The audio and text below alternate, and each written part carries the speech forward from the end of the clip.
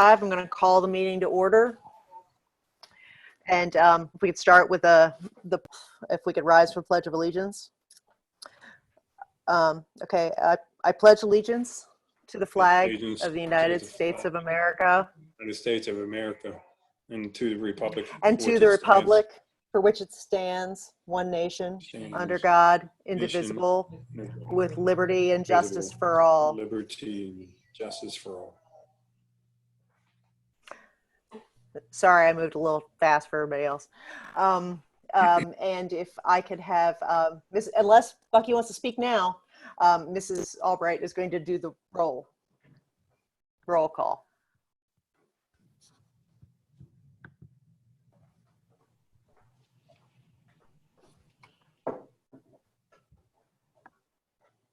Yep, just got sent to me. It's good. Okay, good. Sorry, I was muted again. That's all right. Here we go. Mr. Miller. Present. Mr. Strobel. Here. Mr. B. Scott. Mrs. Leone. Here. Mrs. Bell. Here. Miss Olafson. Here. And myself, Mrs. Albright, are here. So 6 present, 1 absent. Okay. Hopefully he'll join us. So on the online agenda, the procedures for public participation are there for everyone to read. Announcements. We do have one agenda edit. I'm gonna actually amend that agenda edit.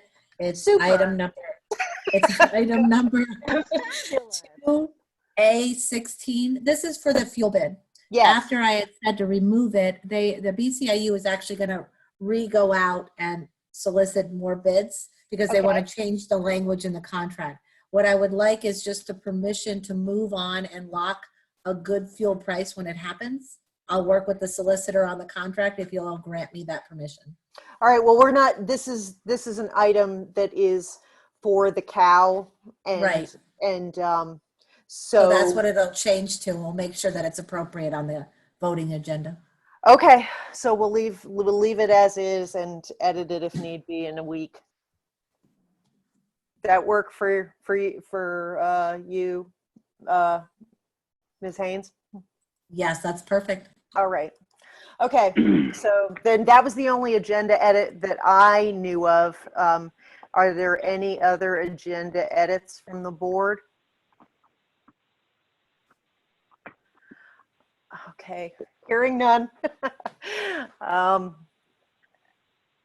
Okay. So there will be an executive session after tonight's meeting to discuss potential litigation and personnel issues. The district-wide maintenance presentations is next. If I don't know who's giving the preamble to this, if it's going to be Dr. Cooper or Ms. Haynes or Mr. Biggerstaff, but whoever it is, speak now. We just have 2 presentations. So the RFP, the bid results or the proposal results came in. It was Holter and SSC for maintenance. We'll go ahead and start with Holter. So I'll just give the floor to him to present.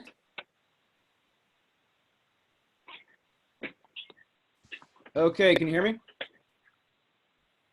Yes. Can everyone hear me? Yes. Okay. Hi, everyone. I guess I'll just get right into it. I'm Nate Halter. Most of you know me and what I'm all about, so I'm going to make this short and just get right to the point. For introduction, Now, just you guys to stop know. you real quick. Nate, does his presentation, can he show the presentation on the screen? Yes, I think they need to do a screen share, right? We did that last time. That's you, Scott. Yes, they have access. Okay. Got it? We good? I don't see it yet.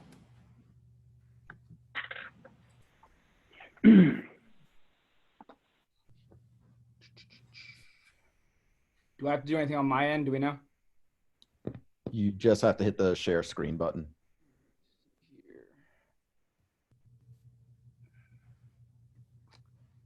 Share screen. There we go.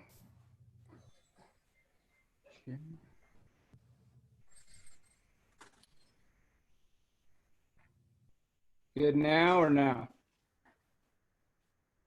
There it is. You're There good. you go. That looks good Got now. it? Okay. All right, yeah, so, I mean, most of you know me and everything, so let's get right into it here. You guys know I've owned Halter Landscaping now for 10 years. I own a real estate property management company, been doing that 5. I also have 3 properties in the Boone School District, and I oversee 30 plus employees in the area here. Let's see. So we have done maintenance work in the past for the district, as well as maintenance and complete house remodels on some of the properties that I personally own. I've done complete house remodels. Some of our areas of specialization are in the plumbing, basic electrical, basic HVAC, brick and mortar, welding, drywall, and flooring. So pretty much we're very well rounded. We can pretty much do whatever the district requires. Okay, so just some of the jobs that we've done in the past for the district that, I mean, we have the grounds contract, but we have been asked to get subbed into several maintenance projects in the district over the past 6 months. Some of just the basic stuff we've done, along with other things, would be we fixed the stadium goalposts, we fixed some fencing, deck boards in the stadium bathroom. We did concrete work inside the cafeteria. We built the walls for the new district Nate, I office. don't mean to We interrupt you, installed but district we're not, hung there and you go. wired up to project. Say that again.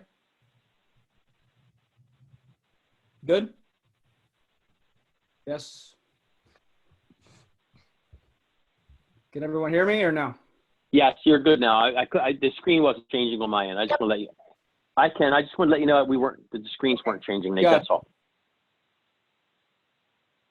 Gotcha. Yeah, so we also fixed and stained the chiller fence.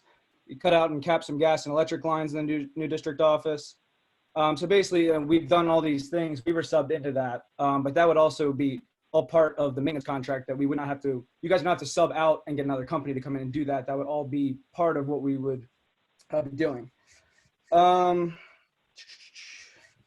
goal would be to keep as much of the work as possible inside the district, inside this maintenance contract. So that way you guys aren't going around asking for additional bids and everything like that to do other projects around the district.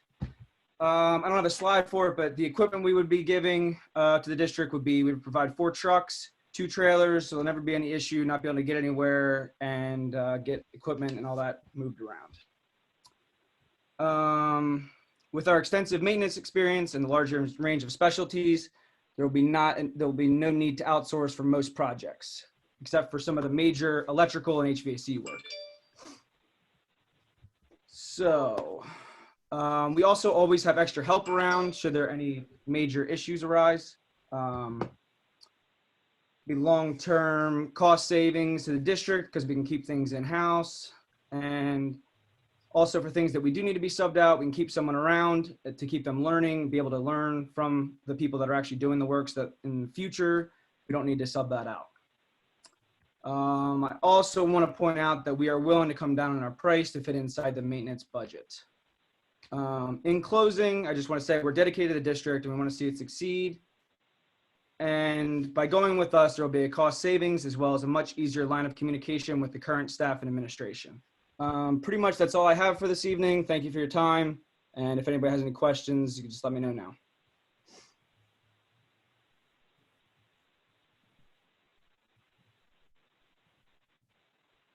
Any of the board have any questions?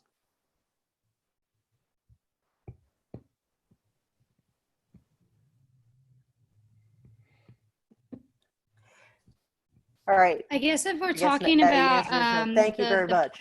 point going down. Oh, okay. Julia, I apologize. I thought you were asking a question, Ms. Leone, of them, not me. I apologize. Go ahead. oh, No, I did just have a quick question of Leonie? them, actually. I know he said he Yeah, could go down. go ahead. Yeah, can you Go hear ahead. me? Okay. I know he said We he could go can. down in his I price hear point. you. I was I just hear- wondering yes, if that would be correct. more comparable. Okay.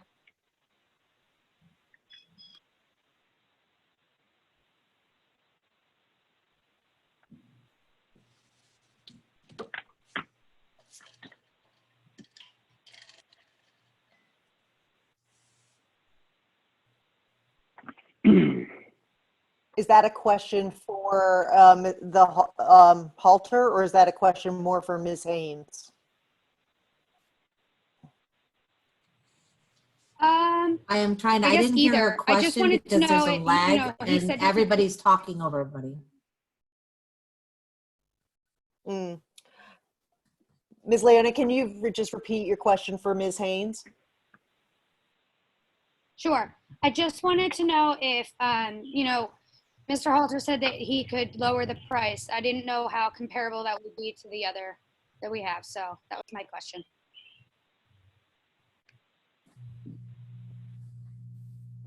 Okay, that question is for Nate.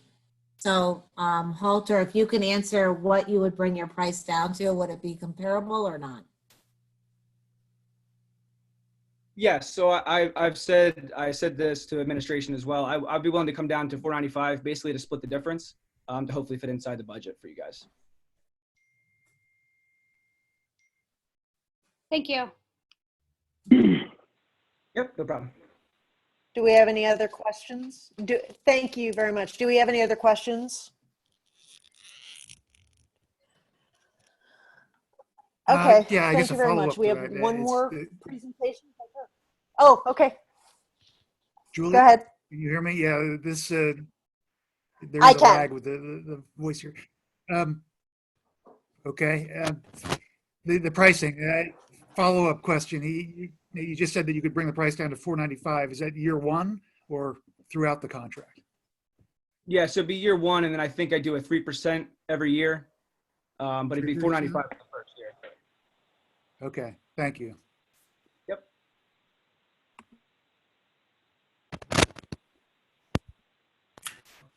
All right. I'm going to try to do this without my headphones and see if that improves the lag situation. Might not. So do we have any other questions from the board?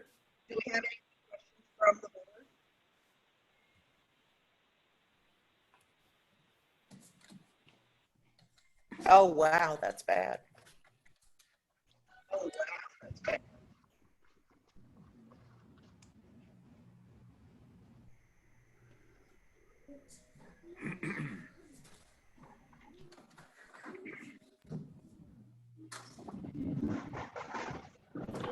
Okay, if there's no other questions, then we can move on to SSC's presentation.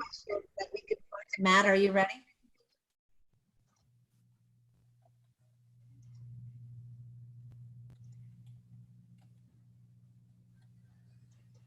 Can you hear me? Can you guys hear me? I can hear you. Okay, Yeah. great. Good evening, I'm Matt Cooter with SSC Services for Education.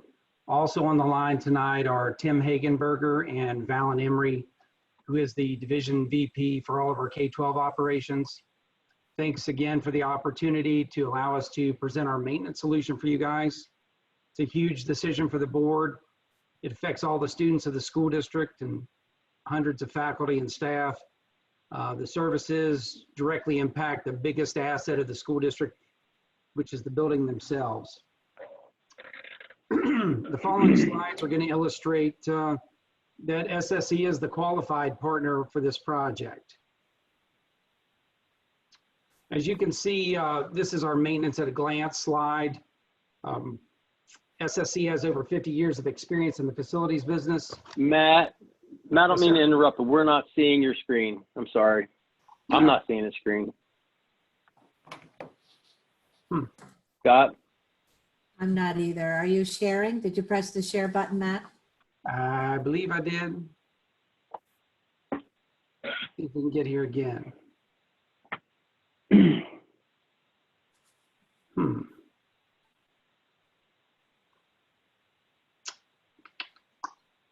Well, Mr. Matz, does he have capability of sharing? Did you set that up? He does. We granted him co-host capability.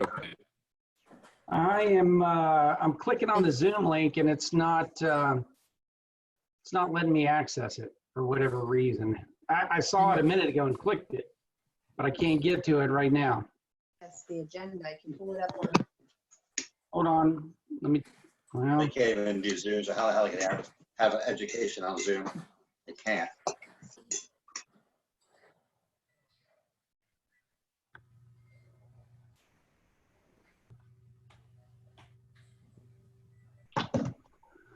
okay. Well,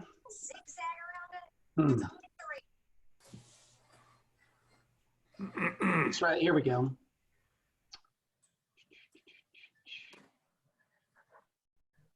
There.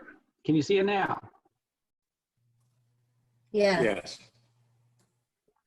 Okay. Sorry about that, guys. So, as I was saying, this is our maintenance at a glance slide. And SSC, we provide facility services exclusively to educational facilities.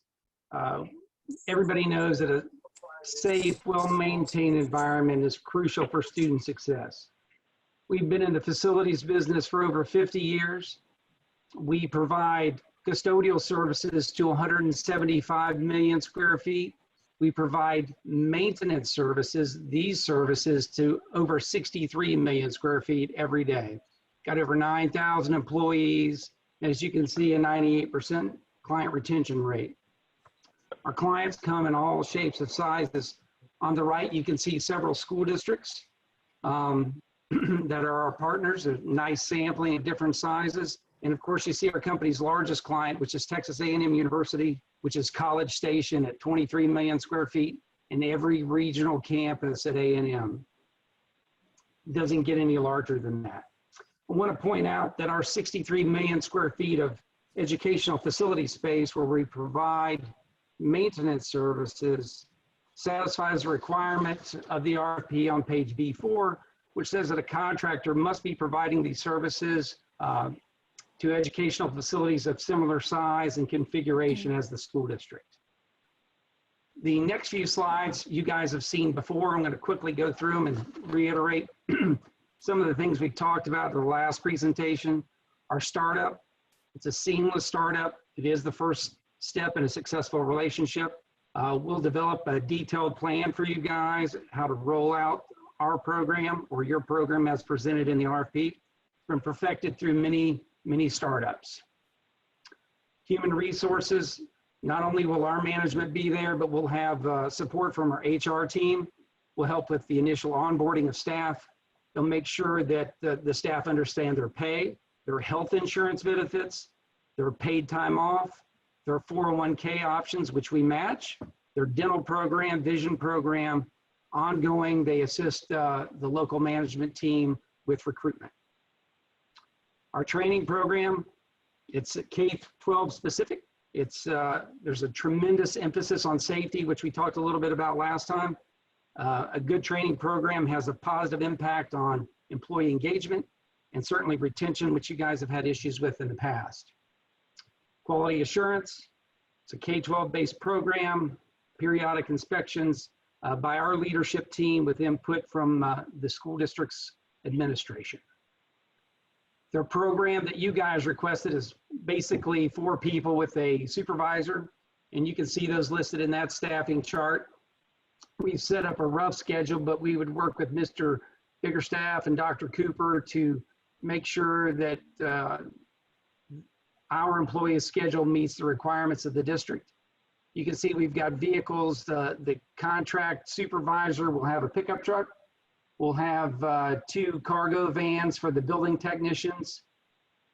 Our team that you see there will be supported by the regional manager, Brian Lee, and of course, Valen Emery, who's the division vice president, who's also on the line. In addition to these items, we'll provide tools, hand tools that they'll need to do their job, and each team member will have a cell phone.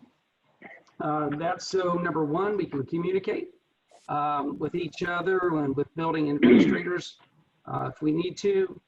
And assuming that your CMMS is mobile, we can receive work orders and complete work orders on our cell phones. So that's just what you guys have requested. I wanted to take a few minutes to talk about what a complete comprehensive maintenance program could be. If you look at that diagram there, you'll see 5 different items. This is what we would call a comprehensive program. You can see the CMMS, or computerized maintenance management system. And a fully implemented CMMS would allow you to better organize and control your maintenance functions. And of course, asset tagging, that's the physical tagging of all of our systems in our facilities. This would allow us to track maintenance, upkeep, and repair costs for each system.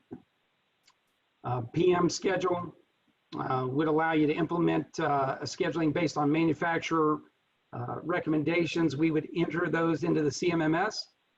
Any effective PM program will extend the life of capital systems, and it reduces the total cost of ownership to the district over time. In a comprehensive program, we would work to better allocate labor, which means in this situation, skilled trades. This RFP talked about general maintenance techs, and that's great if you're just doing general items, but through history that we would, our data that we get out of our CMMS down the road, we would be able to better calculate exactly which expertise you needed on site. Maybe we just need general maintenance people, or maybe we need an electrician or a certain skilled trade. And through this information, we could better dial that in for you. And then at the end of all that is capital planning. By utilizing the information that you get out of the CMMS and the trends, we could help the district make data-driven decisions that would help with future capital planning and work with you on those projects. As an example of this, one of the references we use is Isle of Wight Schools in Virginia. It's a case study. The contractor that was in the school district prior to us had none of these items that I just mentioned, and you can see the red X's. And as we implemented our program and worked through the first year, you can see over on the right-hand side, their work orders completed prior to our arrival was a measly 44%. After our first year, we were at 91% close rate. And there was a huge backlog, huge improvement for the district. And if you haven't talked to these folks, I suggest you do, and certainly contact the rest of our references. But that's just one account. If you look at this dashboard here, you can see over on the left-hand side, the 1.35 million work orders. These were the work orders that were requested through our system, our CMMS system, since October 1, 2019. So not quite a year. And you can see in the green over there, on the right side of that is the work orders closed, 1.33 million. That's 98.67% work orders closed. That's a tremendous number right there. And the majority of our K-12 operations are in the 98th percentile, which is, through my experience sitting in many facilities committee meetings in Daniel Boone, that was a big issue for you guys in the past. I want to say that our commitment to you guys is that we're going to do exactly what we said we're going to do. We're going to provide the school district with a quality maintenance services program. We provide, because we provide these services over 63 million square feet on a daily basis, you guys can rest assured that we're going to be able to handle any problems that arise. If we develop this into a comprehensive program, if you guys need a high voltage electrician, a certified boiler or chiller expert, a certified engineer, SSC already has all of those subject matter experts on our staff. Architects, we've got them. If we want to work out a project management or construction management deal, we can work through those things with you guys. We stand ready to work with you to run this process and hopefully develop a more comprehensive program in the future. Tim or Val, if you'd like to say anything before I ask for questions, I'd appreciate it.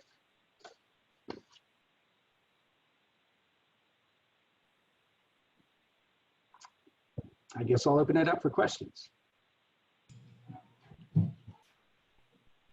Do we have any questions from other members of the board?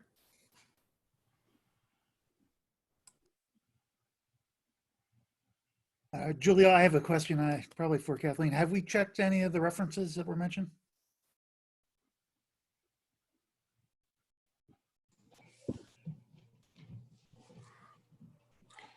Mr. Biggerstaff and Ms. Haynes, could you address that question, please? Sorry, I was trying to, I couldn't find my unmute. Yes, we already checked the references on the SSC side, and I had begun to start on the Halter side. I mean, they work with us every day, but I can actually, I'll check a few of them just to make sure. Okay, thank you. Any other board questions?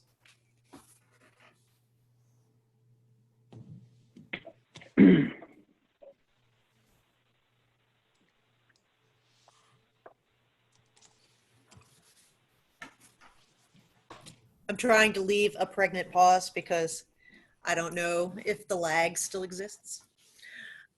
Thank you very much for your presentation. Julie, there's a hand raised by the public. There's a hand raised also. Just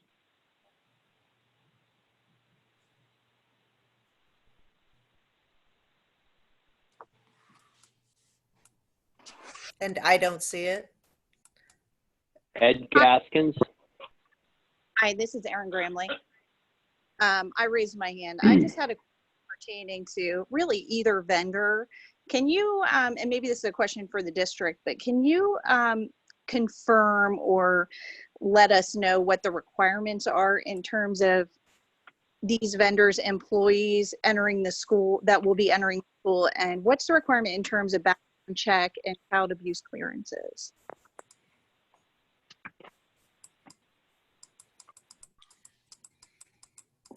I can, this is Dr. Gruber. I can address that. The vendors, all of our contracted service providers are required to provide us with the state required clearances, criminal background, child abuse, and the FBI clearances upon having access to being in our buildings.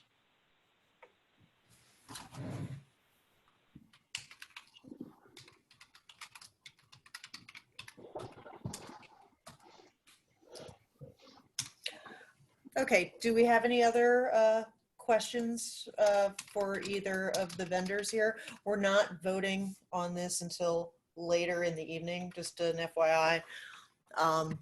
So we're not voting on it now, but I just want to thank you both. Julia. For doing presentations. Yes.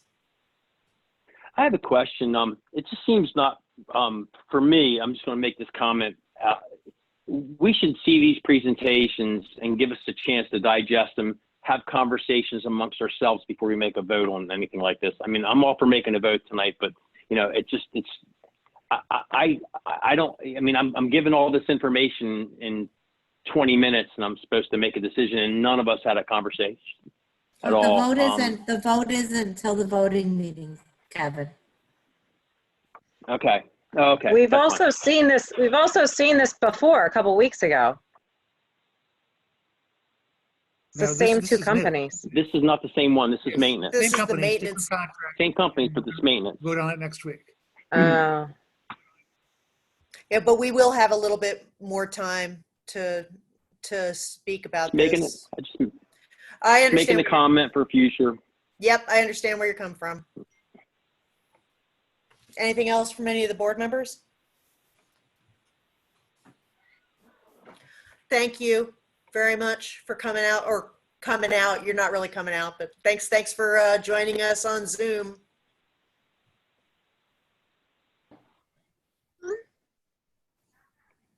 All right. On to the superintendent's report. No report. Okay. So we'll move on to finance. Oh, I'm sorry. Public comment for any of that? Is that correct? Is that what I need to be doing right now?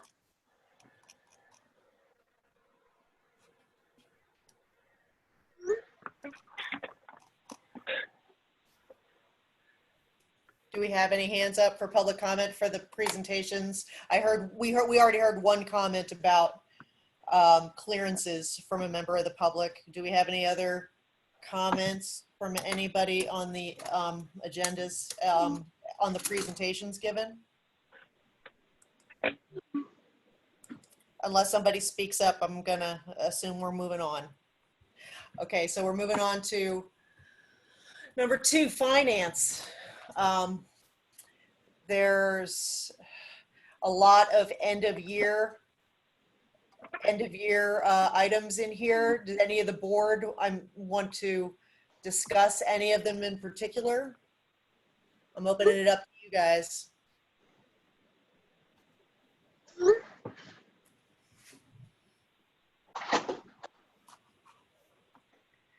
Yes, no?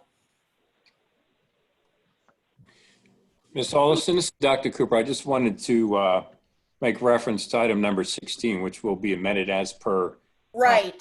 comment at the beginning of the meeting under agenda edits. Right, we discussed that before, so everybody caught that. Oh, and I apologize, I wanted to make one comment that right before the halter presentation, Mr. Scott was able to join us. Bucky Scott is here, so he did get to hear the whole of both the presentations. I just want to let you guys know that. But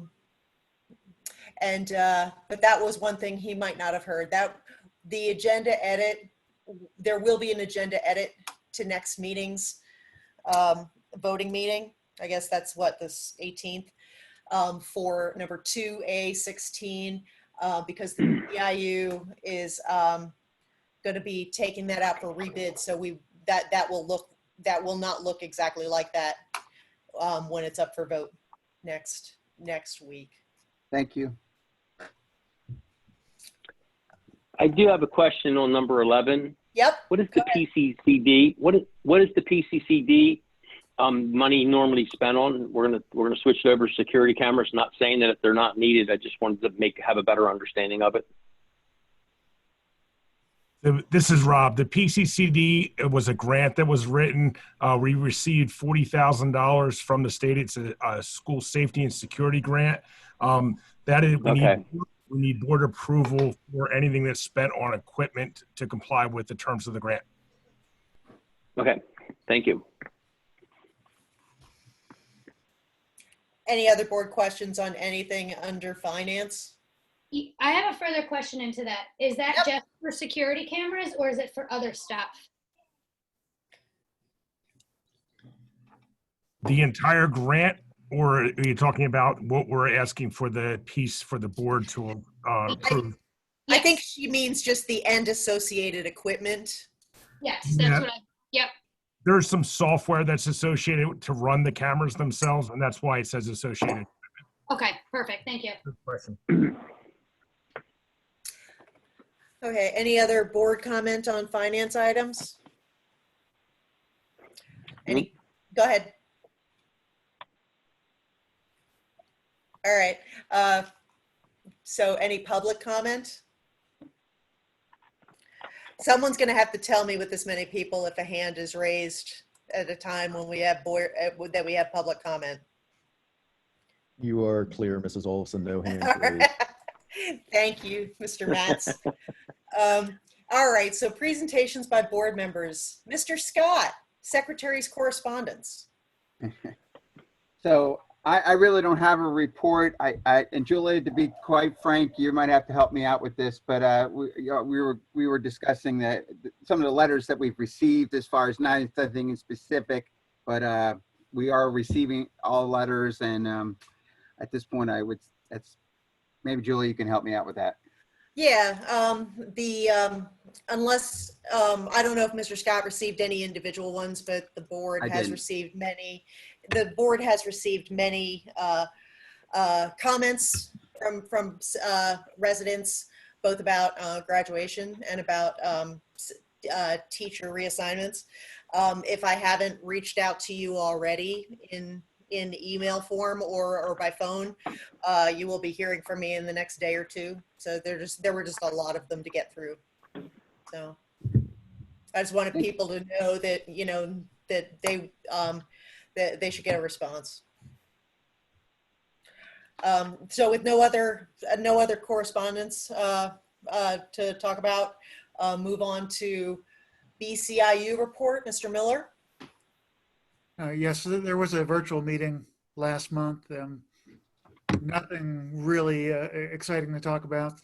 Probably the only thing of interest, the Kutztown representative was replaced, and this person that was on the board for a number of years has returned. Other than that, it was fairly standard. Okay, thank you, Mr. Miller. Will they have another? Do they have another in-person meeting scheduled for sometime this summer, or no? There's another virtual meeting scheduled for this month. Okay, thank you. So Bctc board report, Mr. Scott. Yes, I was, well, I'll be honest, I was reaching out to Wendy this afternoon from the Bctc. She was supposed to give me some give me some of the cliff notes. I was in it. It was a 4-hour meeting, I can assure you that, but I don't truly have the points here in front of me. So I will be glad to share with the board, and obviously if I need to share with anyone else, I'll be glad to get that out to you, hopefully by tomorrow. Okay, thank you, sir. We have a student government report from Sarah.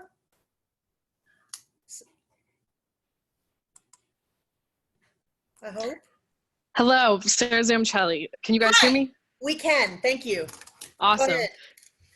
I would like to thank Dr. Cooper and the school board for allowing me to speak tonight. We are now entering another week of online schooling, and although this is not how the senior class imagined we would finish our time at Daniel Boone, we are understanding of the circumstances we are in and are thankful for the experiences we have had at Daniel Boone over the years.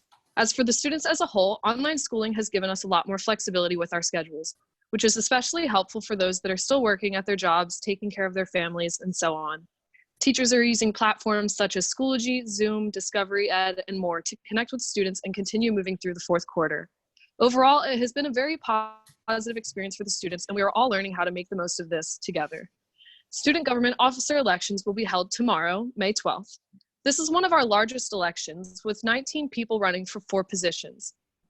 This has all been done virtually, from the Google Forms sent out for students that were interested in running to the campaign posters and videos that were submitted and posted on Schoology. The work that has gone into facilitating the virtual elections, given where we are, is impressive. Thank you to Mr. Matz for the creation and posting of the ballot, and thank you to Mr. Becker and Mrs. Owens for organizing and overseeing elections. I would now like to highlight the success of a few events that have been recently held within the district. The district-wide food drive that was held from February to March collected a total of 2 pallets worth of food. The 2 schools that collected the most items were the Intermediate Center and the Primary Center. Thank you to all of the schools for their participation, and thank you to Mrs. Huddleston and Ali Santos for their hard work in organizing the drive. Another notable event within the district was the virtual Mr. Boone pageant that premiered on May 1st. The video already has over 2,000 views, and with the response from the community, I think it is safe to say it was a huge success. The resilience of the 14 contestants made the virtual show a memorable experience for not just the class of 2020, but the Daniel Boone community. Thank you to Mrs. Driehaus for her dedication to the Daniel Boone High School Theater Company. Thank you to those that worked behind the scenes and made the virtual show possible. And thank you to the contestants for bringing some light to the community. Now looking into the future a little bit, as for the 2021 school year, student government homeroom representative elections will be held in the fall when school is back in session. Additionally, homecoming is set for October 3rd to the 10th. Finally, I would like to thank Mr. Spores and the high school administration for all of the support they have shown student government this past year. We truly appreciate everything you do for us. Thank you.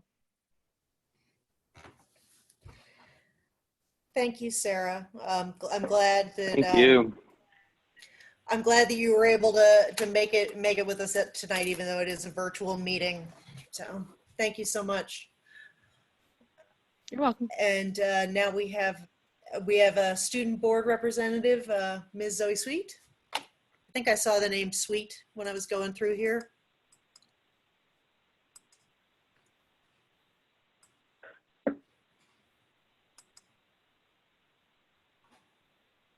Mr. Matz, do you see her? Oh, there you go. Hi, hello. Hey. Okay. The May student representative report. Due to the unprecedented circumstances, this report is solely based on the high school and how the students are doing in dealing with this. Students are most worrisome of the pass-fail fourth quarter grade.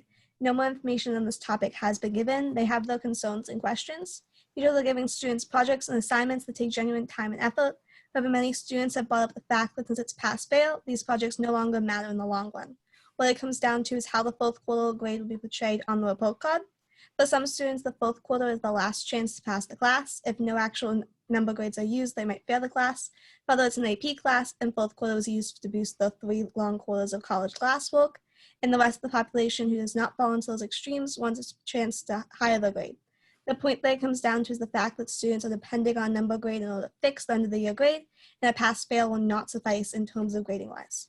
Along with grades, the topic of finals came up. Students are wondering how finals will be occurring virtually or if at all. Outside of grades, students want to bring up the differences in classes, recognizing this is the first time the school has had to complete it online for the amount of time. They bring up the fact that different classes have different amount of work. Some students like this, others want uniformity. For example, one class that occurs every other day might post a simple assignment each day. One other class may occur every day, post a harder assignment for the entire day. The next concern that was brought up has already been resolved by you guys, so they thank you for that. And that had to deal with the lockers and iPad returns. Overall, the main concerns are grades for the fourth quarter and how that will affect them. The problem is the pass-fail has not changed the end of year grade. Overall, though, students are adapting and are thankful that the high school is not started until 12:40. These concerns are covered on the mind of students. Thank you for allowing them to be published and addressed. Thank you, Ms. Sweet. I'm assuming, knowing him, that Mr. Spores was taking notes while you were talking.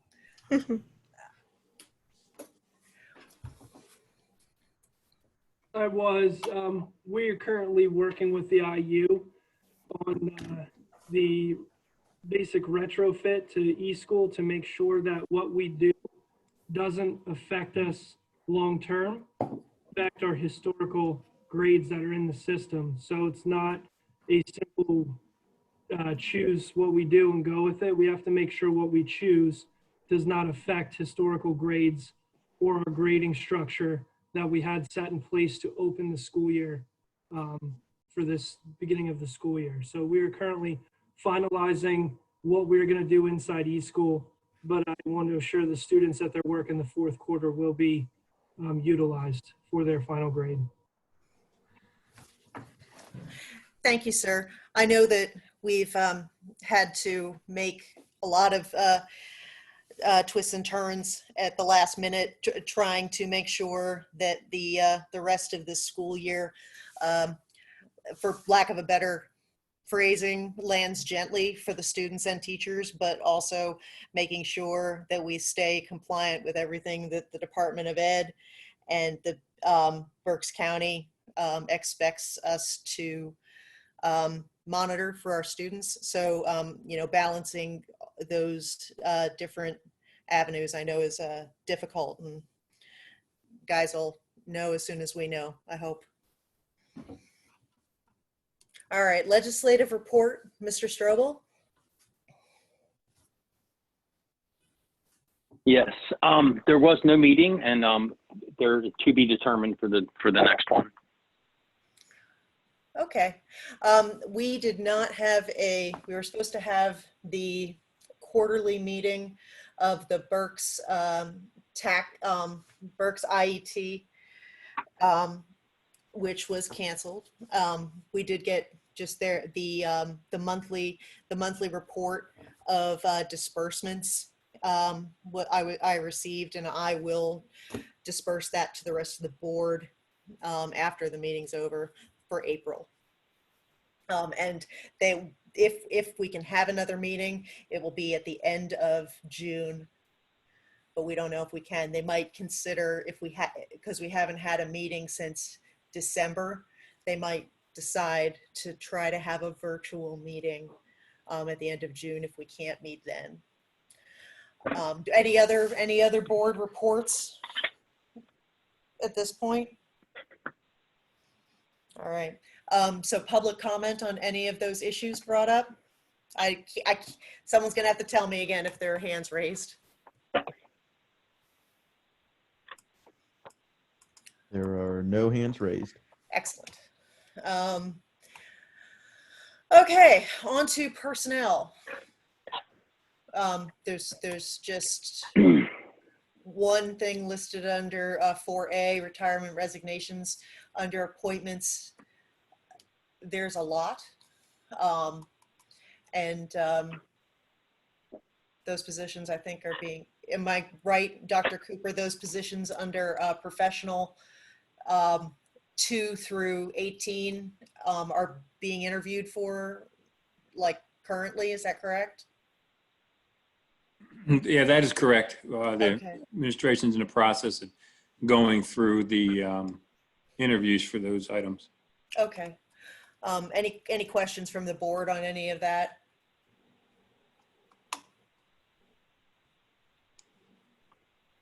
Nope. Any public comment on anything under personnel? We do have one hand raised. It's going to be identified as Samsung. I'm going to unmute you. Just state your name and address, please. Oh, I'm sorry. Hello, can you hear me? Yes. So the reason that there's 200 people here today on this Zoom is that we understand that 54, 56 teachers are going to be moved during this pandemic. Is this really the appropriate time to be making such dramatic moves in this uncertain, very tense time? Thank you. I'm sorry, I for the record, I do just need your name and address. My name's Colleen Breen. I live at 203 Woodbridge Lane in Douglasville. Thank you. You're welcome. Yeah, there will be some conversation about that under curriculum and instruction today. And so we will get to a little bit of discussion on that. Just let me be clear that well, never mind. I'll say what I have to say on that about it when we get to number 6. So thank you very much. Isn't number 4 doesn't have anything to do with that? Correct. That's why I said never mind. Right. And I don't mean never mind like it's not important. I mean just like not. I'm just not going to say it here. It's not. Yeah, it's not. It's not part of this number 4 personnel. Okay. Correct. Thank you. I was just helping. Yeah, and so under enrollment and headcount statistics, do we have any comments from any of the board on 5A, B, and C? Any comments from the public? We have no And hands. now we're at curriculum instruction. Mrs. Albright, we haven't had a curriculum instruction committee meeting for what, 2.5 months? Yes, it's been quite a while.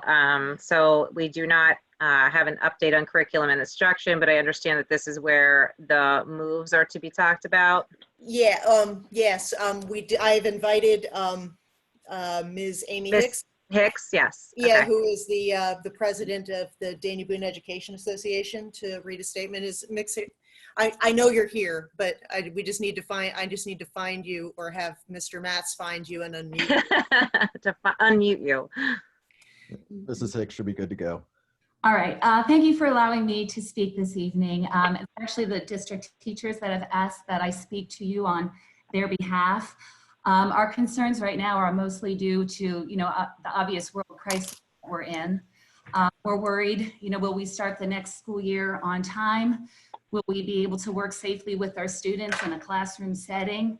Now, we don't expect answers to those questions tonight. It's simply too soon to know what next year is going to bring. But what we do know for sure is that right now, almost 25% of the teachers have been told by mail that we were being moved into new positions for next year. This is making an uncertain situation even more uncertain. We're now basically 25% of the teachers into the role of a first-year teacher with brand new content and brand new curriculum. That's a lot of experience to be lost during a time when we need continuity now ever more than even before. These changes will impact high school staffing. I'm told that a teacher from every department is going to move from the high school to be reallocated to a new position elsewhere.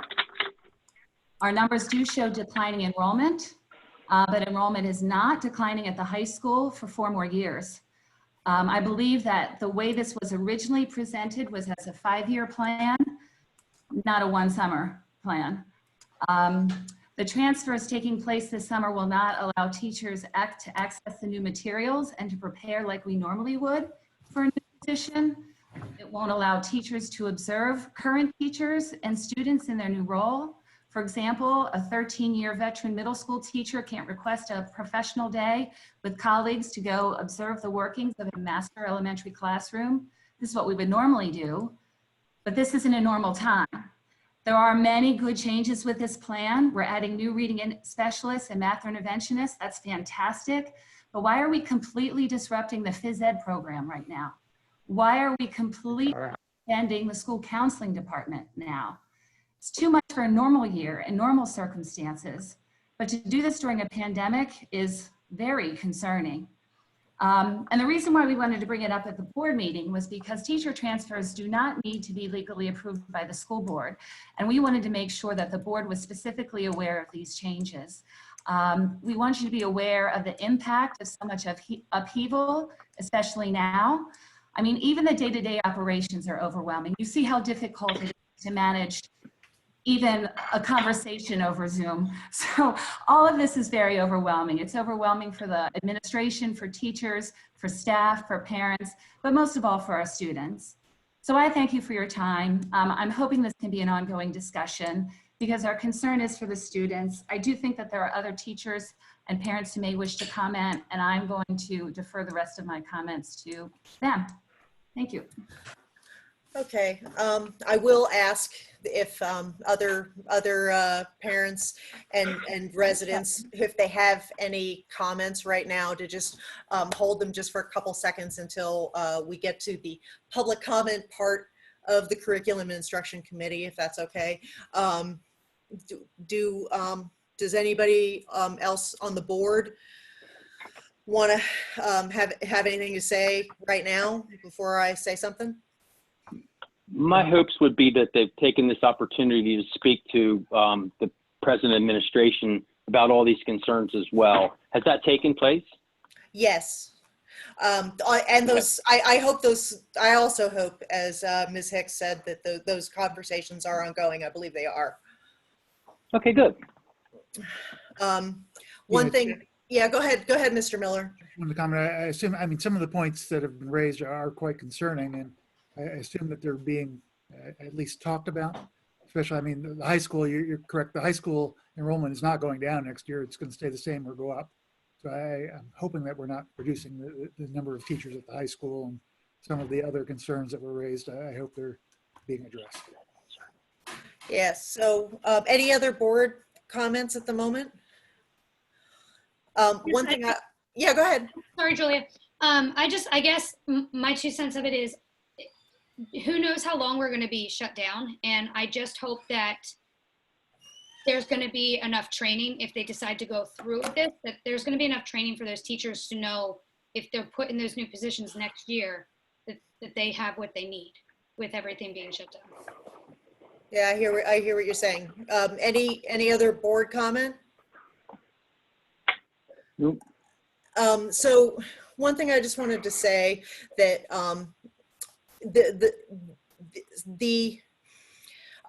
a large portion of the moves, not all of them, but a large portion of the moves occurring next year are part of a model that we've been discussing at the board level for over a year and 3 months.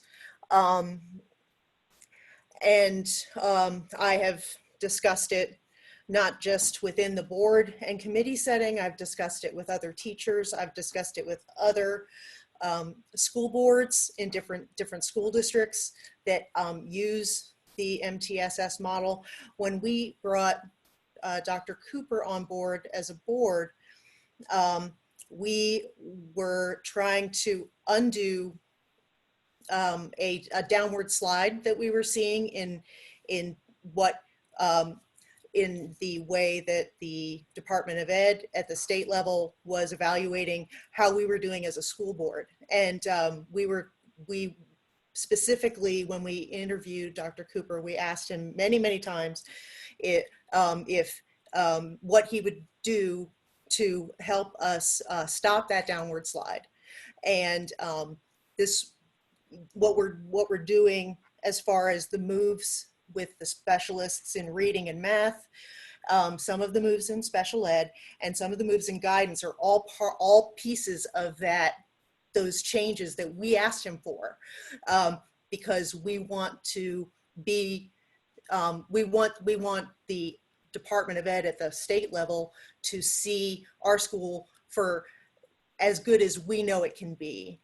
And so we needed to make some changes in the way we were doing things. So we thought. And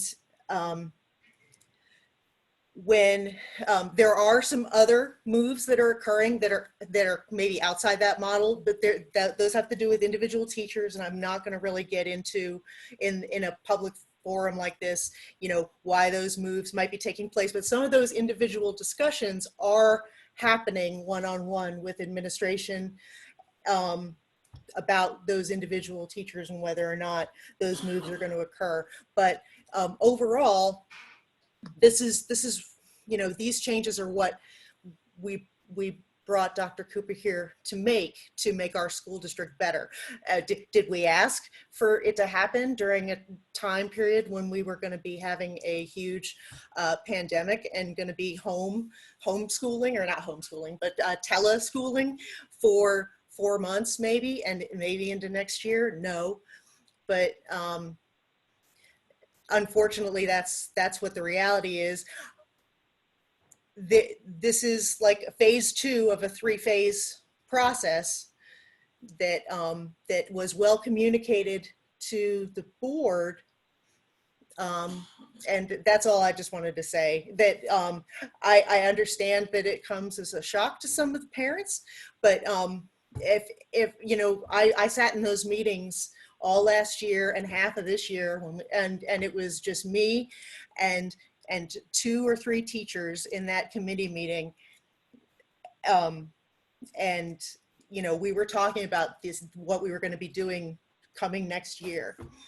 So I invite all of you to come to more of the meetings, so you're better informed on where we're going as a district. We're hoping this is going to be a good move, and I'm upset that, you know, other people aren't going to feel that way. I hope that eventually you will feel that way, but you know, I can't force you to feel that way. So I think I'm done. I don't know if anybody else on the board has anything to say. Julia, can I just say one more thing? You bet. Just to give a little bit of information to the admin. I guess my frustration with special education is that some of these children, as coming from somebody that works with the IDD population, they're already out of routine. For them to come back to school and have a totally new teacher, I think can actually be very detrimental to them. They need to come back to people that they know, especially being off for this long and having their routine completely disrupted. For some of those special ed students, those routines and those things are key to their success. Julia, I also want to kind of piggyback on what you said. As far as the amount of changes that were made, yes, it was definitely a shock to me. This is something that we've talked about for well over a year. We hired Dr. Cooper to make those changes. We're following the MTSS model. That's kind of where we knew it would come down to. I do want to say for the record, I was not pleased when I heard how the teachers were told. That is my biggest issue with it. I have full faith in, you know, Dr. Cooper's plan. However, I think that a lot of the anger and resentment is coming from the way they were told. Yeah, I do hear that. I understand, you know, it's hard for me to separate the fact that the current situation we're in makes one-to-one discussion of anything of that import. No, I got you. I got you. I'm just saying that that's, I think, where a lot of the unhappiness lies. And I also think that, you know, when we started this process and talked about these things, it was already in motion when the pandemic occurred. So it wasn't that we decided to do it during a pandemic. It was been in motion for quite a while. Right. Any other comments from the board on that? Yeah, Julie, I just like that. I've sat on the committee meetings and I'm aware of what's going on with the MTSS, with the new model and the new programs, but I am surprised by the number of changes that are planned for next year. That is a little surprising to me. And also with the pandemic that's ongoing, is there any consideration to delaying some of it? I mean, this is a new world that we're in. Yeah, I think that those conversations are ongoing, but I don't know if that. I just want to say that those conversations are ongoing between administration, school principals, and DBEA, hopefully, and those individual teachers.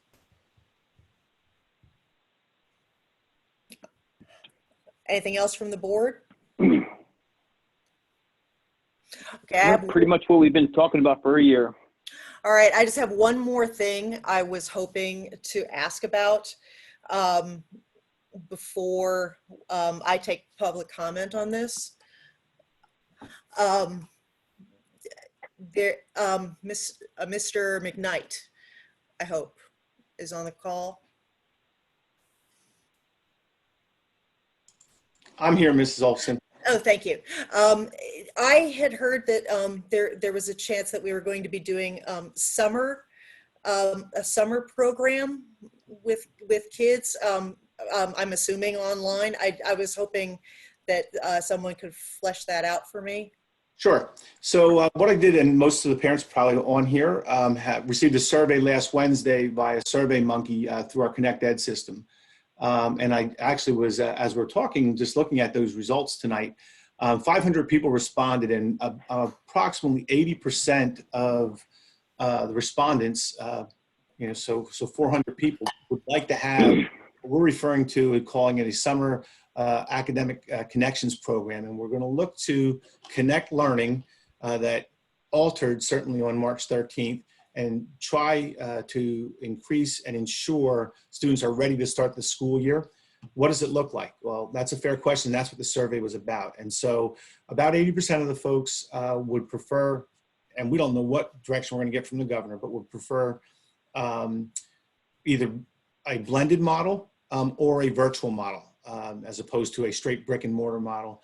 It looks like the choice would be about 4 weeks long. That's kind of the leading choice, and roughly about 2 hours a session seems to be the interest. And this would be K to 11 for ELA and for math. So, that's where we are at this point. Now, the next issue will be funding it and having more conversations, but we're at the preliminary design stages right now of those pieces. So we'll be funding it, it'll be staffing it, and designing actually the academic pieces by grade level that students need in a differentiated model. Okay, and so if it's still in the, we just assessed that there was a need and that there was probably a need and that there was definitely a desire on the parts of families. So staffing it and, fleshing out what that program will be, that's something that hasn't happened. That's what I'm hearing. Correct. Okay.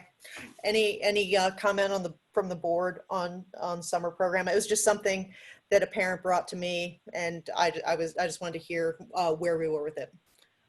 Anything from the board on that? Okay, public comment. Again, I'm going to have to ask for help with hands raised. Yes, we have a couple hands raised, so I'm going to start with Mrs. Seriani. I'm going to unmute you now. Hi, Jane Seriani, 104 Meadowcrest Lane in Douglasville.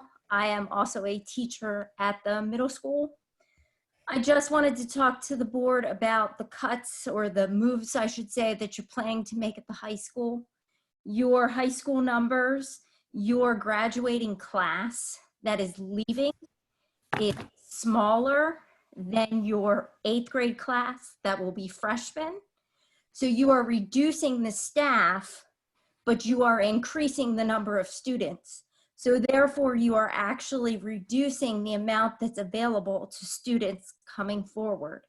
Now, my son will be a freshman next year. So that is a big concern for me. I also went on greatschools.org to kind of get some information, seeing that I've lived in the district for 18 years. And when I moved here, it was a good school. When I went to greatschools.org, we are rated a 5 out of 10 for our high school, which I know we talked about earlier in the meeting about the downward spiral and the fact that we are trying to correct that. So why would we be looking to move teachers out of the high school when our enrollment is increasing for next year and not decreasing? The decrease to the high school probably won't be seen there for another 2 or 3 years. Then I can see absolutely moving teachers from the high school to other positions in the district where they may be needed. Looking at just even student progress, great schools listed, we're a 3 out of 10. Our college readiness of how well we're preparing our students coming out of the high school, we're a 6 out of 10. All of our neighboring districts, OJR, Boyertown, Wilson, Exeter, all of them all score higher than us if you look at greatschools.org. So I just don't think that we're serving our kids to the best of our ability by keep taking things away from them at the high school because they can't take the courses that they want to take because there aren't enough teachers. If you keep removing teachers from the high school, right now you have courses that are only offered every other year. So now if you reduce the number of teachers there, then you in turn are reducing the opportunities that kids can take while they're at the high school. And our idea is to make things great and better for everybody. And I don't think that this is necessarily the best time or the best move for us as a district to make ourselves better by moving those types of positions. Thank you, Ms. Seriani. Do we have any other comments?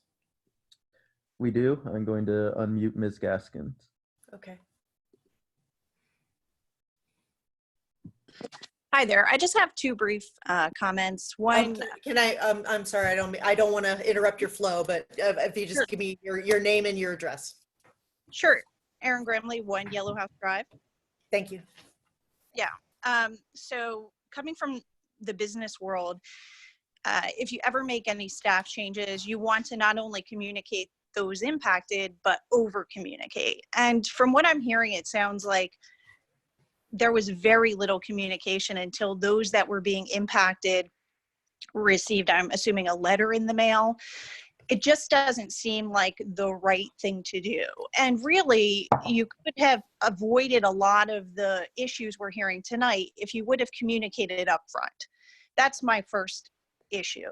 My second issue is that we are now in an unforeseen circumstance, i.e. pandemic. None of us have ever been in something like this before.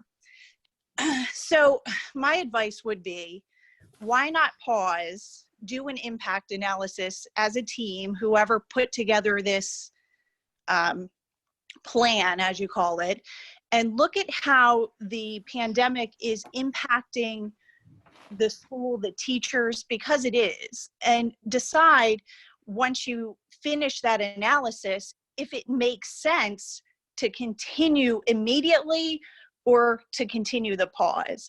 To me, that would be the most sensible thing to do, and to be honest, the most professional.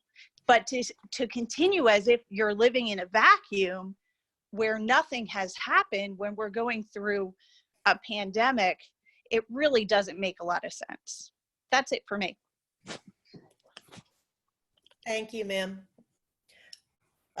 Mr. Matz, do we have anybody I have a else? couple more comments yet. Mrs. Godfrey, I'm going to unmute your mic. Hi, Dana Godfrey, 315 Laurelwood Drive. So I just first want to reiterate Mrs. Hicks' statement that we as teachers always put the best intentions of our students before anything else. While change is difficult and we might struggle with new curriculums, our primary concern is meeting the social and emotional needs of our students along with their academic needs. I genuinely believe that these sudden and traumatic changes will not do anything to support the immediate social and emotional needs of our students. And then I'm also a teacher at the high school. So I just want to reiterate that I'm deeply concerned with the reduction of faculty. I think this is putting strain on an already overstretched faculty, which is again reducing our ability for us to meet all the needs of our students. Thank you. Thank you, Ms. Godfrey. Mr. Matz? We have one more hand raised. It's identified as Capone. I'm going to unmute you now. Hi, my name is Joe Capone. I am at 464 Hallman Road in Douglasville, and I wanted to address this staff movement as well. Obviously, I think we can all agree that this time period is a little unprecedented, and it's affected the teaching professionals as well as the students and everyone else. But we're already in a position where kids are struggling and kids are behind where they would be normally. And now we're moving into a situation where you are adjusting your staffing and putting teachers in brand new positions where they've already are struggling with the current, state of education with the stay-at-home order and everything else. And now you're asking them to basically revert back to first-year teachers relearning in it, not only just an entire subject area, but an entire building culture. I have a high-performing high school student who values his teachers and wants the best. He wants the teachers that have the high level of expertise that he expects as a student. And this movement is not giving him that. You're not giving him the flexibility or the options by downstaffing the high school when there's apparently no need to do so. We need to think about where our students are and meet them at that level, not at a wider scope when we're in the middle of a crisis situation. But thank you very much, and I hope you reconsider this. Thank you, sir. Mrs. Olson, we have one more hand raised, and I'm going to apologize in advance if I don't get this name right. Gretchen Radswillis, I'm going to unmute you now. Hi, this is Rob Radswillis. We live at 2 Terry Court in Douglasville. I just have a quick question about numbers. Obviously, if you have a certain number of students in a grade level and you have so many teachers, they're going to be divided up by teacher. So I had a child in 3rd grade and in 5th grade. My 3rd grader had 24 students in their class. My 5th grader had 27 students. I guess my question is to the board or anybody in administration, is there a cap? So what number of students are we looking at for the classes? So if my 3rd grader going to 4th grade, is there a cap we're looking at? I understand that there's going to be less teachers in 4th grade. So now the number that means there's going to be more students. I think in 5th grade, having 27 students is a lot of students in a classroom. So I just want to know, in this new model, is there going to be a cap at 25 students per teacher? If we have so many students, then we're getting another teacher. Okay. I heard somebody start to speak. That wasn't me. From the administration? Okay, I can just say it's not if I remember correctly, and someone from the administration will certainly jump in and take the opportunity to tell me I'm wrong. The first kindergarten and 1st grade have a recommended maximum. It's like a little bit of a different nomenclature, but there's a recommended maximum for every grade in the elementary grades, and it does every 2 grades it does go up by a little bit, and we try really hard not to go over those maximums. We've had years in the past when we've we have gone over the maximums, and so the current board as it stands is, and we have the promise of the administration that those recommended maximums, we try really hard not to go over them. But every 2 grades, kindergarten first, second, third, fourth, fifth, they do have different recommended maxima, that maybe Mr. McKnight or one of the elementary principals, if they're on, might be able to tell me the exact numbers. I know that the maximum for what the numbers are? I think the maximum for kindergarten and first is 22, but I don't know the others off the top of my head. Hopefully somebody else does. I can answer that, Julia. This is Oh, Rob. thank you, Mr. Hurley. Okay. Yeah, kindergarten, the administrative guidelines, and they are guidelines that are not absolute. There can be aberrations going up 1 or 2 down, depending on the situations. But kindergarten, the administrative guidelines are 18 to 22. Kindergarten or first grade to third grade is 20 to 24. Fourth and fifth grade is 22 to 26. Those are where the administrative guidelines. Administrative guidelines also indicate that class sizes should not be lower than 10. Also, that is the things that are addressed in the guidelines. Yeah, we work really hard not to have that happen. So like you said, if there is a specific grade coming through the elementary school where that particular grade is significantly larger or significantly smaller than the ones on either side of it, we sometimes do some reallocation of staff so that the sizes of those classrooms meet. We haven't had a group come through that was either very large or very small in a little while. So I don't remember when that last time that happened, but it has happened in the past. Julia, it does look like 5th grade is pretty well maxed out. But they'll be in 6th grade next year at the middle school. So isn't that a different situation? It is. I'm just saying, but they're all. Oh, you mean the ones behind them? Okay. No, currently there's 27 in 3 of the classes and 26 in the rest. Oh, really? Okay. And again, these are administrative guidelines. And when we take a look at enrollment and try to calculate at the beginning of the school year where those class sizes are, we try to take a look at a 3 to 5 year snapshot and what it's showing us the anticipation is.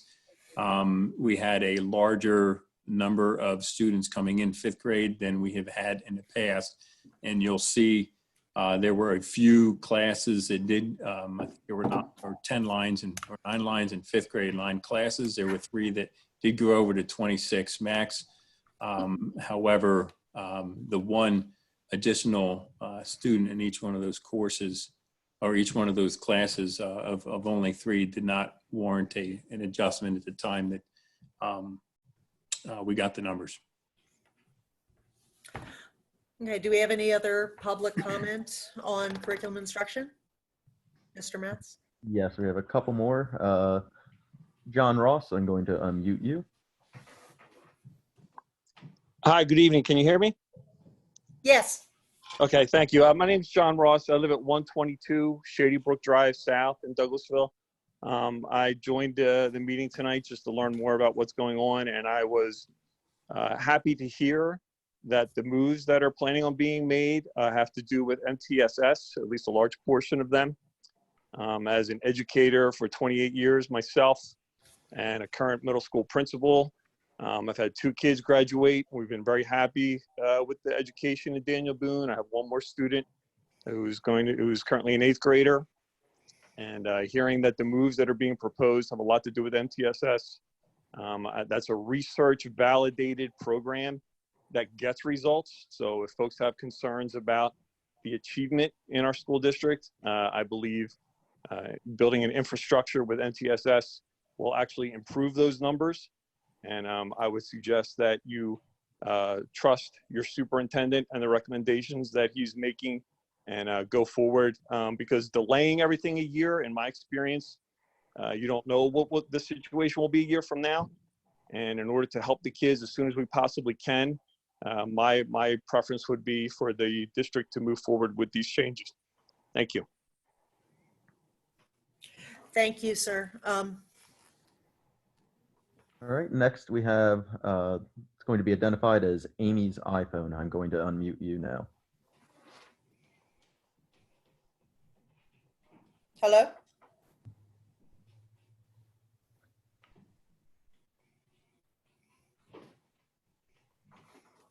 Amy's iPhone.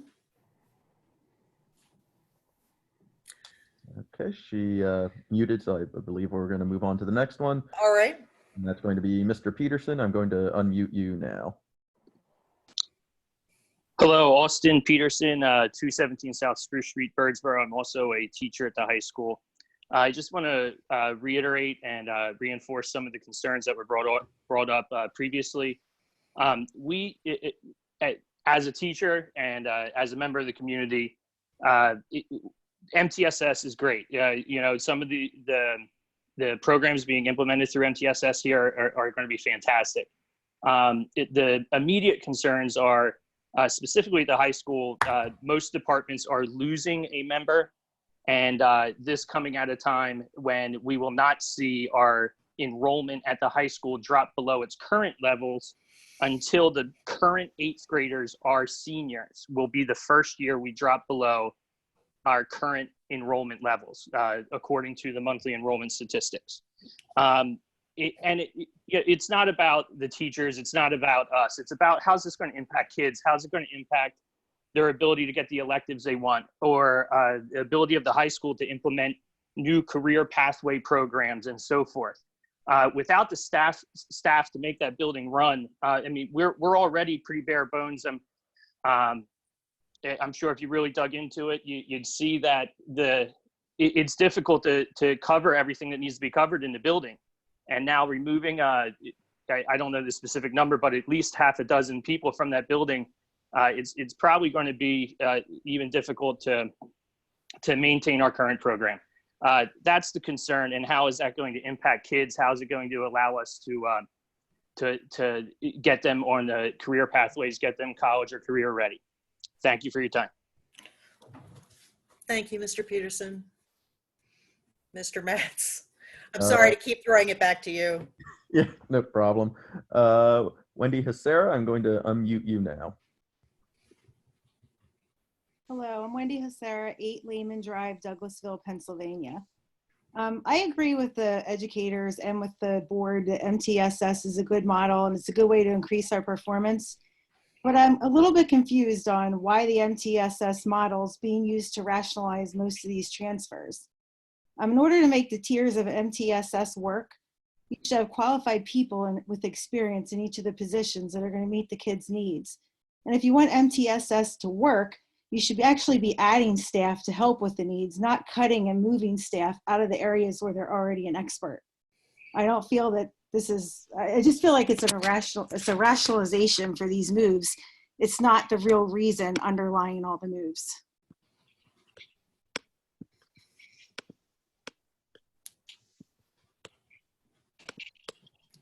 Thank you, Ms. Sarah. Do we have any other comments, Mr. Matz? There are no additional comments. Okay. All right, we're moving on to extracurricular. Yes, we have not had a meeting recently. I guess the only real news out of extracurricular is in the football space, where the Berks County and Lancaster Lebanon leagues have agreed to merge starting a year from now, the 21-22 season, just for football.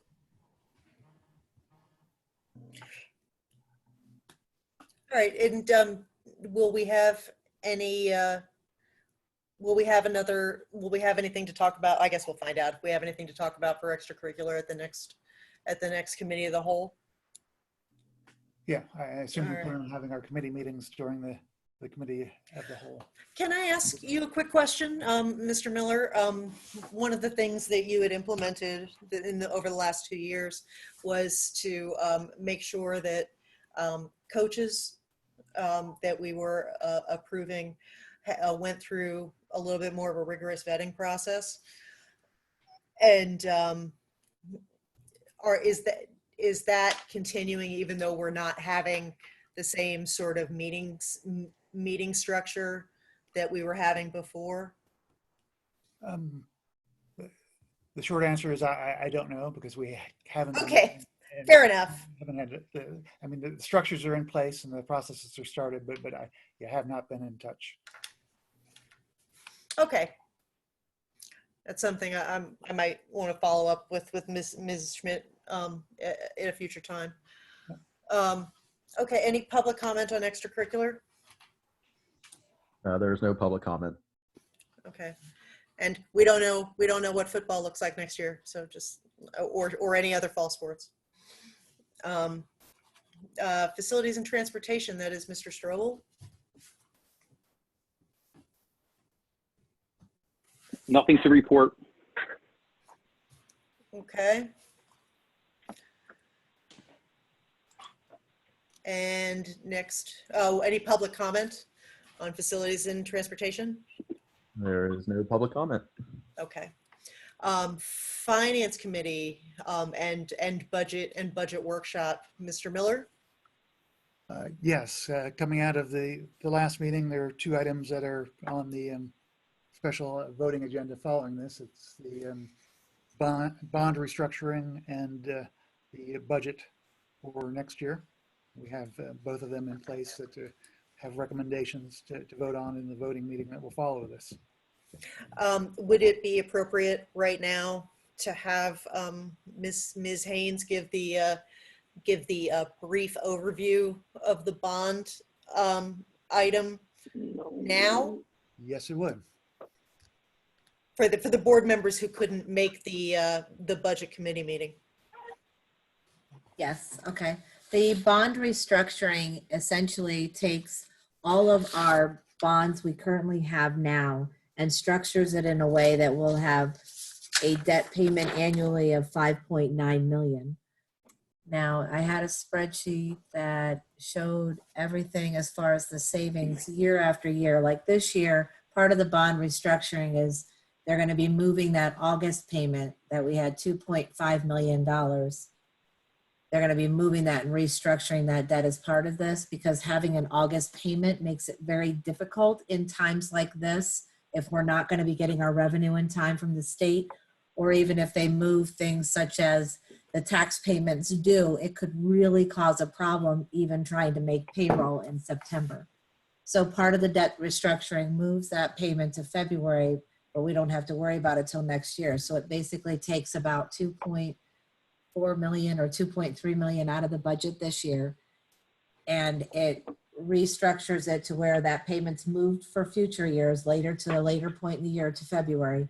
But it also takes all the rest of the debt we have remaining, restructures it, adds about 3 years to the end, 3 or 4 years to the end. And it keeps our debt at a level of 5.9 million, which actually saves us about $1 million every year in where we were budgeting and or forecasting out our 5-year plan. Overall, the present value, the cost of this is basically from past decisions that were made when we refinanced all the debt and we made some money off the other debt refinancing. That's going to be basically the cost of restructuring this to get it to a level. This keeps us from having that hiccup in about 2 years where we have that cliff we're going to fall off of, where we're going to have $1 million increased. It'll keep everything level. It's better for planning. So if anybody has any questions, please don't hesitate to ask me. I think it's important to mention, though, Kathleen, also that the way you're structuring this, it's going to, at the end, it's not going to be, we're not punting the football like previous years. The reason we have this 2-year cliff is because they absorbed the money up front in 1 year and kicked the football down the lane, that we're actually going to address this debt and it's going to be a more structured payoff. And so at the end of this, there's not going to be a balloon. Exactly. It goes out exactly 5.9 million every year. Exactly. I think that's important to mention, that's part of the budget structure. So try not to just kick the football to another board's lap and worry about the expense then. That we're actually addressing the expense and putting it in, and then we're going to have a more level playing field. Can I ask when that when the debt restructuring that happened before that caused us to have that cliff in when was that restructured? I believe it was back in 2016 or 17. I know Lou's on the call. If you can refresh my memory on that one. No. Good evening, everyone. It's Lou Verdelli. Well, really, I think what has happened is, we were in such a low interest rate environment, really ever since 2008 and 2009. And the previous borrowings by the district for a lot of construction had all come up on their refinancing opportunities in 2014 and 15 and 16. So as those opportunities were coming up, the district was saving a lot of money in terms of refinancing to a lower interest rate. And those savings just kind of kept the debt service down. And there was a large refinancing in 2016 that did generate over $3 million of savings. And the board at that point had made a decision to spread those savings over a 5-year period. So as Kathy mentioned, it's in the year 2023 when the debt service really returns to the run rate that it was set at many, many years ago, which is close to $6.9 million. So it really was a series of multiple refinancings really over the last 4 or 5 years that the board had said, let's try and spread the savings out. Obviously, there were budgetary pressures years ago as well. And so those savings were really just kind of coming as old issues hit their refinancing date. But there was the one large issue that had the savings spread over 5 years. Thank you, Lou. Any other questions from board members? No, I guess just another comment. With taking advantage of the lower interest rates and spreading out the financing evenly, even saying that we're still able to present a budget for next year without a tax increase because of the refinancing, which is what we're going to propose. Right. Yeah, I guess we should have led with that, right? And just another comment, it does on the back end of this, if future boards so choose, I know we're adding 3 years to the debt, but it does give the option as soon as the call date comes that they're able to pay that off. If they don't have to keep it extended over that longer period of time. This just helps leveling it till we get to the point where we have it, for the rest of the debt.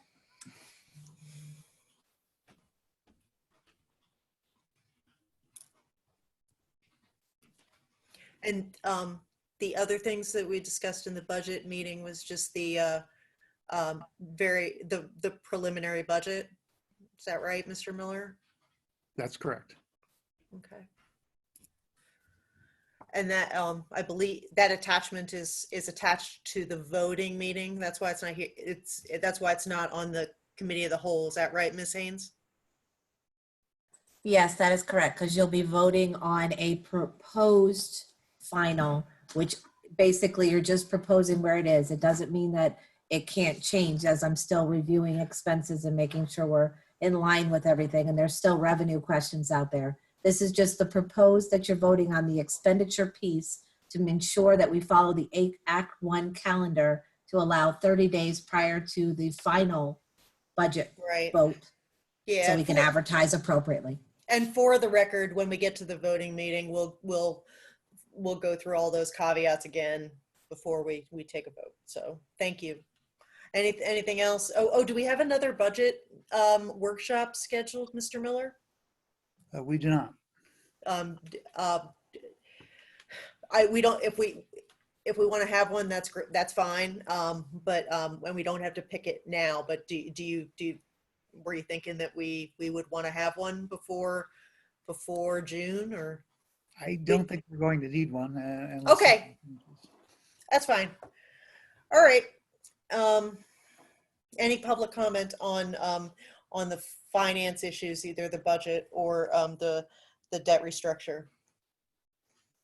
Mr. Matz? You have no public comment.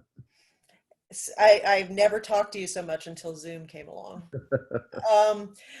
Policy review, moving on to Mr. Scott. So I don't really have anything much to report here. Policies were approved last meeting as due to COVID-19, and I don't have any further updates as we speak. Okay, and then there's the, for the voting meeting, I see a bunch of things listed under the second readings here. This is not the stuff related to COVID-19. These were things that I believe were up for first reading all the way back in February or maybe March, if Mr. Hurley remembers. Yes, for our typical policies, they're just run of the mill. We have to go through first reading and second reading for anything dealing with COVID. By the new laws, we can put them right through the board approval, which is what we did last time. Right, but the ones that we have listed here for second reading, are those COVID related, or are those things that we had under first reading the last time we actually had a policy committee meeting? None of those are COVID related. They've gone through the entire process. That's what I thought. Okay. Any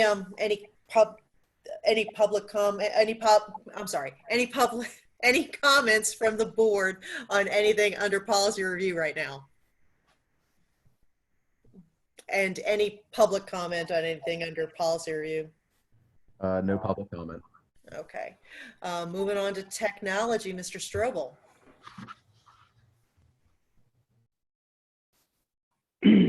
There wasn't a meeting, and our next meeting's to be determined, so we're good. Okay, any public, and we don't have another meeting. Okay, so public comment on technology. No public comment. All right. Old business. We have the motion to approve the minutes. Any concerns on that from the board or from the public? Nope. Okay. Under new business, that's right. So right now, we have Mr. Strobel, who's been the treasurer since December, I believe. And he took over for me as board treasurer. That is a position that's normally follows the school fiscal year. So at the next meeting, we will take some motions for someone to become the board treasurer. I'm sure that Mr. Strobel is excited to take that job on for another year.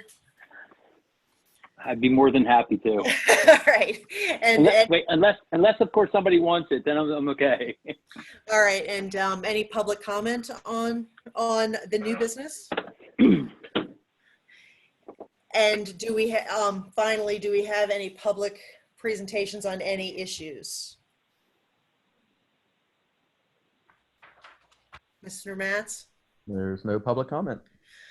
Okay, thank you everyone for joining us. We do have another meeting coming up. So do I have a motion to adjourn the committee of the whole?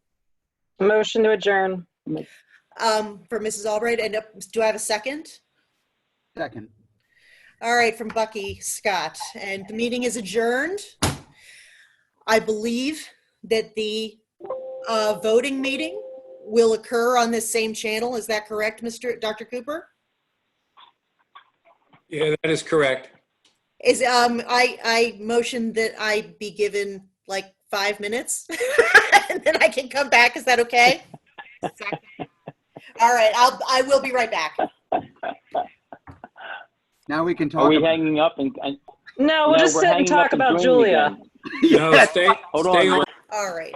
So I'm the only one that left and came back. Yes. Yes, because I can't do anything normal. Okay, so I'm going to call this voting meeting to order. Can we forego the Pledge of Allegiance, Dr. Cooper? Because it went so good last time. That's your call. We can forego. We're in the same. Yeah. So we'll forego that, but I think we do have to do roll call because we haven't had Bucky do roll call yet. So let's exactly. do that. No, I'm excited about this. All right. And the first person is Miss Albright here. Here. Mr. Miller. Here. Okay. Mr. Strobel. Here. Mr. B. Scott. Yes. Miss Leone. Here.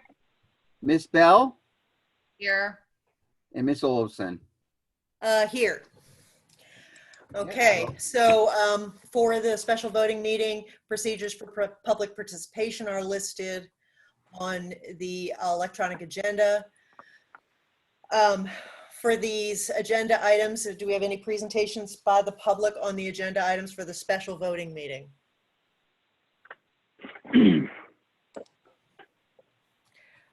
Oh, Scott, you don't want to help me out anymore? Okay, fine. I'll look myself. I couldn't mute me. There were no public comments. All right, thank you. All right, so moving on to finance. Do I have a motion for finance 1 through 3? 2A. I'll make that motion. 1 through 3. Do I have a second? I'll second it. Okay, so let just the Cliff Notes version. That ages me just saying Cliff Notes. The district-wide concrete bid and what the paving bid. My understanding, and somebody can correct me as always, is that because of the fact that we are doing work on the concrete and paving work outside, but it's during the time that schools are supposed to be closed per orders from the governor, we had to vote specifically, even though we've already pre-approved the amount of money that we're spending on these jobs, we had to have something that we individually voted for as it's worded there in order for the work to continue while school is closed. Is that correct, Mrs. Haynes? Yes, that is correct. It just has to have the vote so we can continue. Okay, and then number 2 is the restructuring of the debt, as we discussed briefly in the finance committee meeting. And if we want to have continued discussion of that, we can continue that in a second. And then number 3 is the motion to approve the proposed final budget for the year 2021 in the amount of $58.57 million. With real estate tax millage not to exceed 32.6579. That's a correction on that. That was typed wrong. Okay, great. It's 59,572,231. She missed that 8 should be a 9. Okay, so it should be 59.572230. Okay. Correct. So since I said it out loud, I'm glad we caught that. And the millage is correct on that? The millage is at a not to exceed, which is the full allowable. So that's what we always do at this point, whether that's for another vote where you're going to set it. So as Ms. Haynes just pointed out, this is the amount that we had set as what we would not exceed. As you heard from Mr. Miller a second ago, the recommendation of the budget committee is that we have no increase. We think that we should be able to do that with if we restructure the debt, but we are leaving, as we do every year, leaving all options open until the point that we have to send everything up to the state to say what our millage is going to be. But from what I remember of our discussions in the budget meeting, the recommendation of the finance committee was going to be to leave taxes flat this year. Is that correct, Mr. Miller? That is correct. The recommendation is to leave taxes unchanged this year. Which is not, I understand for people it's a little confusing, because that's not what this says, but this is, we won't vote on the full official budget and tax millage until the middle of June. Yeah, at the June meeting, although I thought we could have put the tax rate at where we're going to set it, because I understand. It's I appreciate like the I appreciate the view of putting in what we're intending in there, but I also appreciate the view of doing what we've always done and then making the change in June. So it was Yeah, I don't Yeah. recall. I do know that we've always given ourselves the option to go as high as we possibly need to in March or sometime. Yeah, I could see it both ways, so that's all I'm saying. You know, And at this point, there is no rule that tells you. I mean, if you guys are going to vote on that, you can vote on that today and then it stays. But if you want to vote on it today, but this is what we've typically always done. all right. Any comments or discussion on any of the voting items under finance by the board?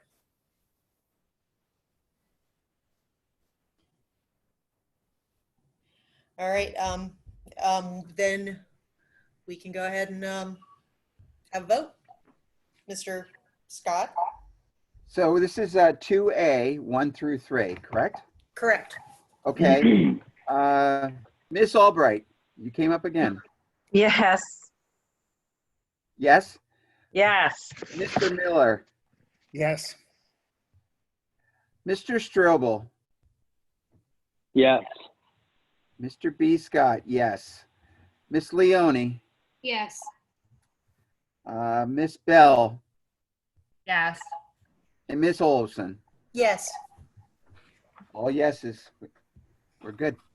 Did you vote, Mr. Scott? Yes, B. All right. Scott. Just I go back and forth. I don't know why I keep calling myself that. I'll shut That's up. okay. It's all good. Any presentation? I'm sorry. Any public comment on that? There Any is no public?